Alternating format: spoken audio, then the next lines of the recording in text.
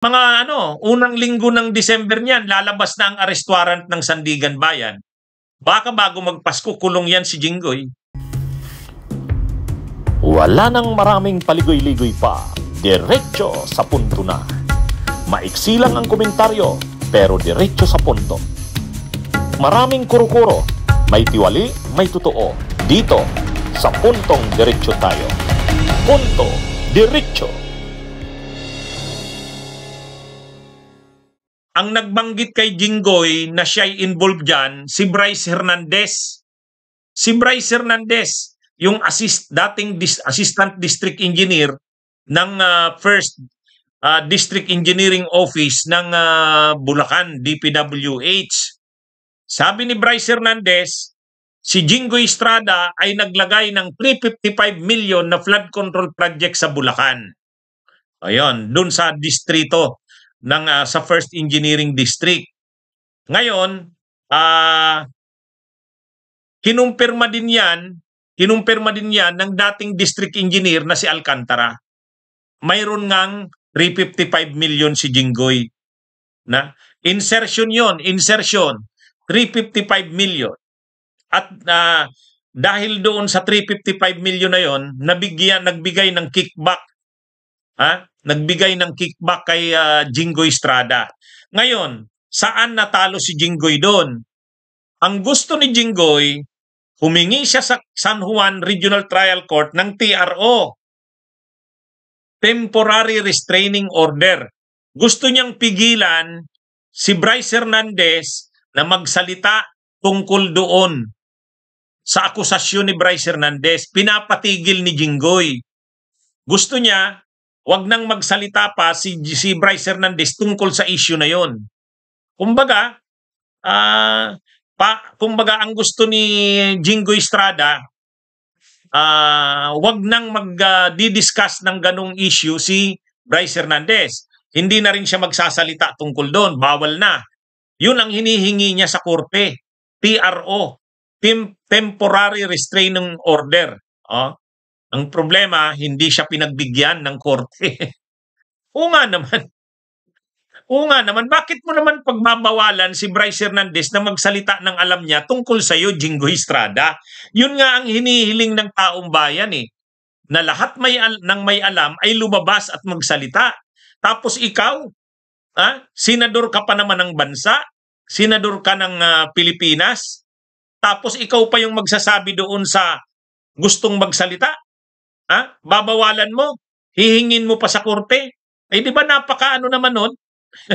Kumbaga, ang gustong mangyari ni Jinggoy, patigilin ng korte si Bryce Hernandez na magsalita tungkol sa kanya doon sa issue ng flood control sa Bulacan. Kaya ang hinihiling niya sa Regional Trial Court ng San Juan, TRO, i-restrain, Temporary Restraining Order, i-restrain, pigilan si Bryce Hernandez na wag nang magsalita tungkol doon sa issue laban sa kanya. Bakit naman? Bakit naman pagbabawalan ng korte? Kaya tama lang yung desisyon ng korte. At saka dapat bilang senador, hindi mo dapat ginagawa yun. Bakit mo pagbabawalan ang mga testigo na magsalita laban sa iyo? Di sagutin mo. Di sagutin mo. Kung sa tingin mo nagsisinungaling yun, sagutin mo. Pero hayaang lumabas ang katotohanan. Ang ginagawa ni Jinggoy dito, parang gusto niyang i-obstruct ang justice. Obstruction of justice ang labas. Mabuti na lang, matino yung korte. Hindi denied, rejected ng korte yung TRO, Temporary Restraining Order, na in-apply ni Jinggoy laban kay Bryce Hernandez. Ang gusto niya, patahimikin, wag magsalita, itigil na ni Bryce Hernandez. Bakit mo pipigilan si Bryce Hernandez? Siguro ayaw niya na. Ang gusto niya, tulungan siya ng korte, parang bubusalan ang bibig ni Bryce Hernandez. Gag order yun Ang TRO na hilihiling niya, gag order. Ibig sabihin, o-orderan ng korte si Bryce Hernandez na itigil mo na yung pag-akusa mo kay Jinggoy Estrada. Hindi yun. Dapat talaga magsalita si Bryce Hernandez. Dapat talaga sabihin niya yung nalalaman niya. Bakit mo papaanuhin? Bakit mo bubusalan ang bibig, Jinggoy? Kaya yan, Oh, denied. Wala. Hindi grinant ng Regional Trial Court ng San Juan yung TRO. Kaya, ibig sabihin nito, tuloy pa rin si Bryce Hernandez. Kung ano man ang mga sinasabi niya tungkol kay Jinggoy, malaya pa rin siyang sabihin nito. Kasi hindi kinatigan, hindi pinagbigyan ng korte yung hiling ni Jinggoy na patigilin si Bryce Hernandez sa pagsasalita tungkol sa kanya. Pero ang maganda dito, mga kabunyog, mga kababayan, mabuti naman kahit papano magaganda ang desisyon ng korte tungkol kay Jinggoy. Kaya ito, magsasakit ang ulo nito ni Jinggoy, malamang makukulong pa ito. Malamang makukulong ito. Malaki ang posibilidad. Kaya pang ilang kulong niya na yan. Kaya yung sinasabi ni Marcoleta, safe ka na. Safe ka na, Jinggoy. Ang malinaw, hindi safe. Bakit hindi safe? Yung TRO na hinihiling niya, hindi grinant. Tuloy din si Bryce Hernandez.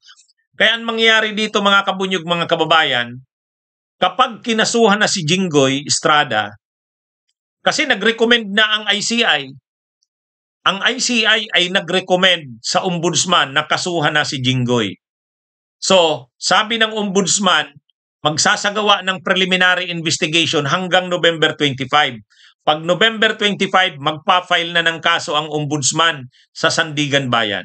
Pag nag-file ang ombudsman ng kaso sa Sandigan Bayan sa November 25, mga unang linggo ng December niyan, lalabas na ang arrest warrant ng Sandigan Bayan.